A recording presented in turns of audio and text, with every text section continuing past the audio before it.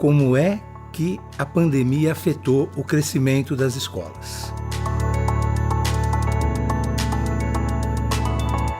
Eu sou Luiz Laurelli e eu vou ter imenso prazer de mediar aqui o Café com Isaac. Pegue o seu café e nos acompanhe. Temos duas presenças ilustres para que vocês aprendam muitas coisas importantes. Bom, eu sou a Kelly Gouveia, sou gerente do Escolas Exponenciais. E o Escolas Exponenciais é uma instituição que nasceu em 2018 com o intuito de ajudar o mercado da educação privada brasileira. Olá, sou o Eugênio Cunha, professor, gestor de escola, investidor e também ocupando cargos dentro da Federação Nacional das Escolas Particulares, que é uma federação que trata de assuntos de interesse da escola particular a nível nacional, representando cada sindicato local, espalhado pelo Brasil todo. E é uma honra e um prazer ter aceito esse convite para a gente falar sobre educação e sobre gestão de escolas. Bem, o nosso papo de hoje, então, é discutir como é que a pandemia afetou o crescimento das escolas, que é uma questão muito relevante para todos nesse momento. O Eugênio coordenou uma pesquisa muito importante da FENEP, que veio no sentido de ajudar a esclarecer com dados de como responder essa questão. Eugênio, explica para a gente como é que as escolas vão conseguir crescer após esse momento que elas viveram pós-pandemia. Olá, Aurélio.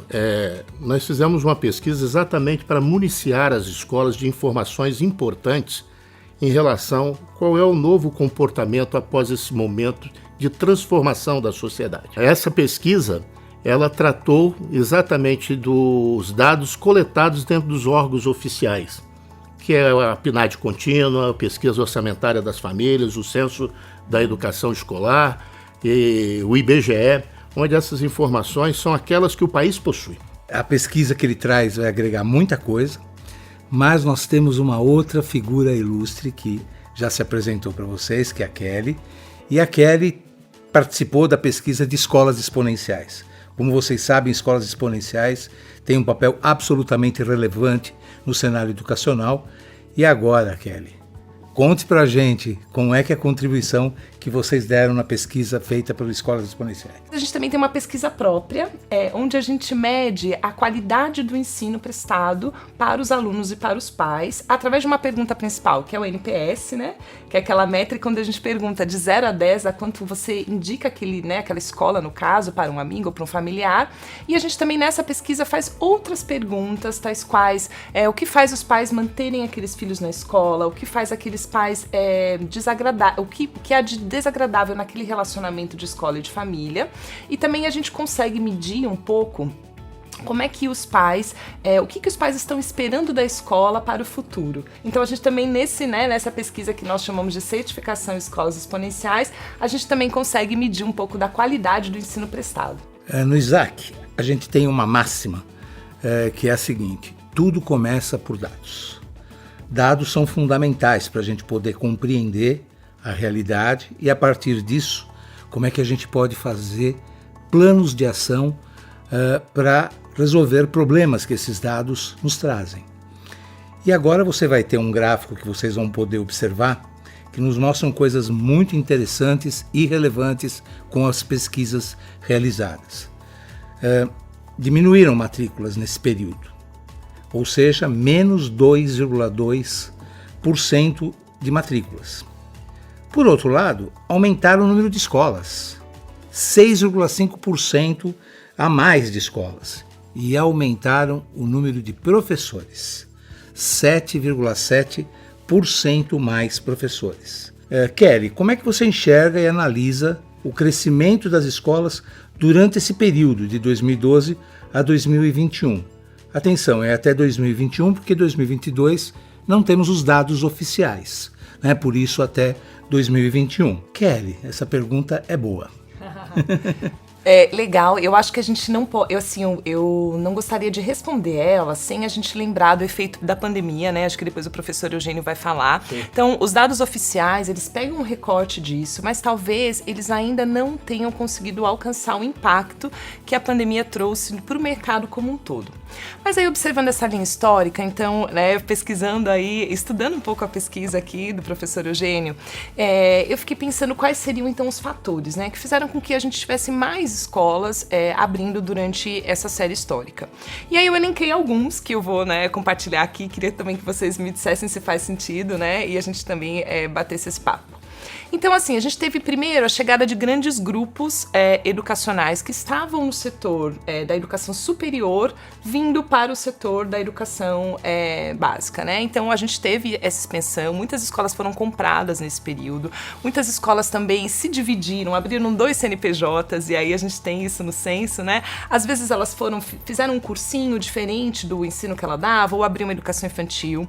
Um outro fator também foi a obrigatoriedade da educação infantil a partir dos 4 anos, lá em 2013. Então, isso também fez com que mais escolas pequenas, né, escolas que atendessem as crianças pequenas fossem abertas, né, nesse contexto. Muitas escolas pequenas mesmo, né, com 50 alunos, 20, 30 alunos. Sim. E também muitas escolas que já tinham outros segmentos abrindo o seu segmento infantil. Pensando no ensino profissionalizante, né, que também tem na pesquisa da FENEP, a gente teve alguns programas de incentivo, como o próprio programa Pronatec, no governo Dilma, que também fez com que, né, a gente tivesse mais abertura de escolas e também mais alunos, no caso, que também viessem. E a gente também tem uma questão da própria pirâmide populacional. Né? A gente sabe que de uns anos para cá a taxa de natalidade tem diminuído. Isso faz com que a gente tenha mais alunos saindo lá do terceiro ano e talvez menos alunos entrando lá na educação infantil, né? Então esse balanço, né, no final, isso tem um saldo, né, um pouco negativo na quantidade de alunos também.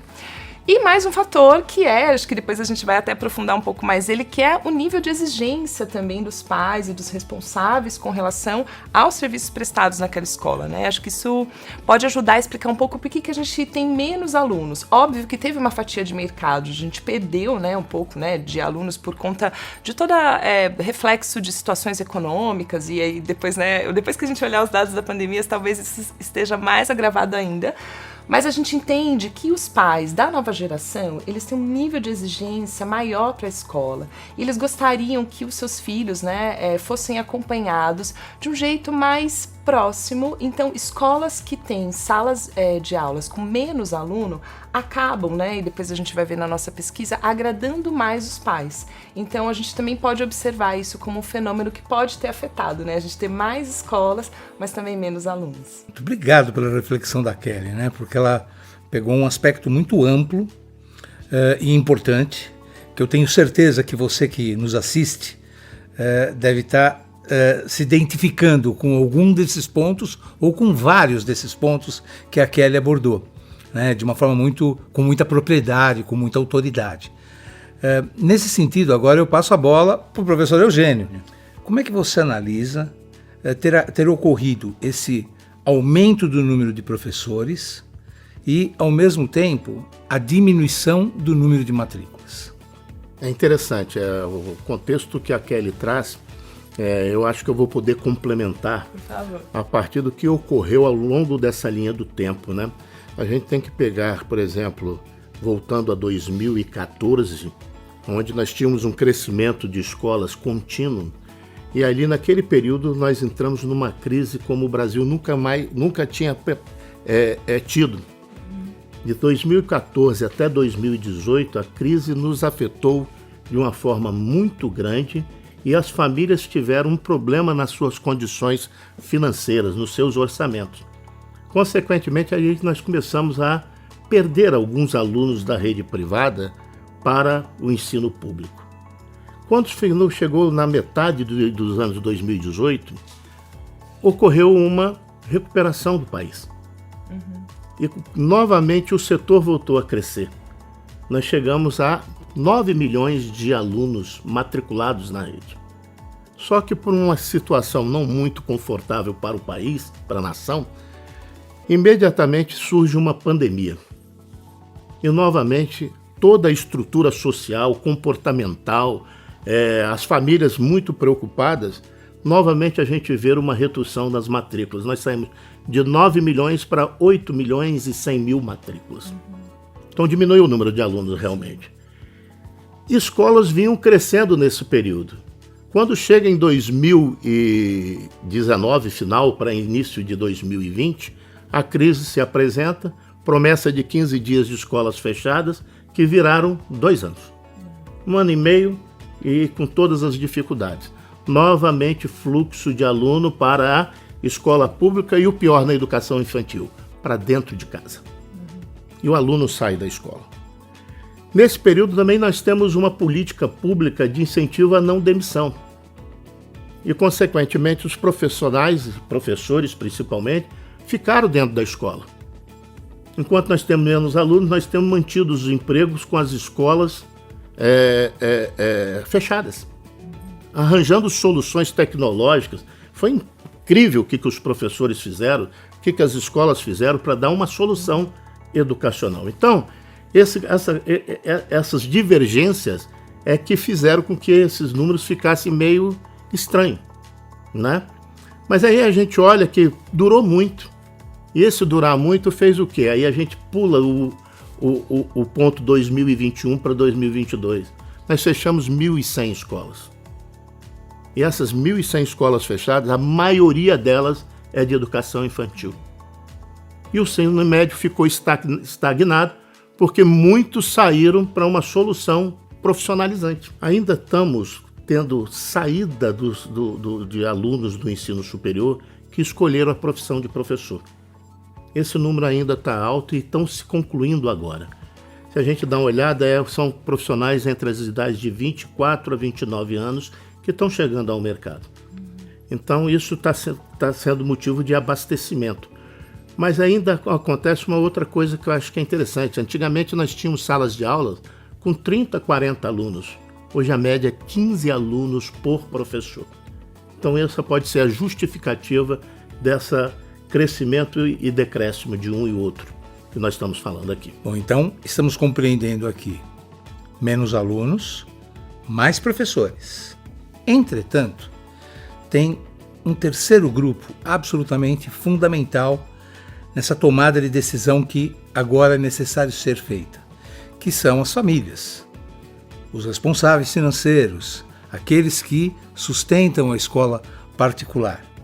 Então, nós precisamos agora ver quais são as questões mais importantes que a escola precisa olhar diante dessa concorrência que aumentou pelo fato de ter ampliado o número de escolas.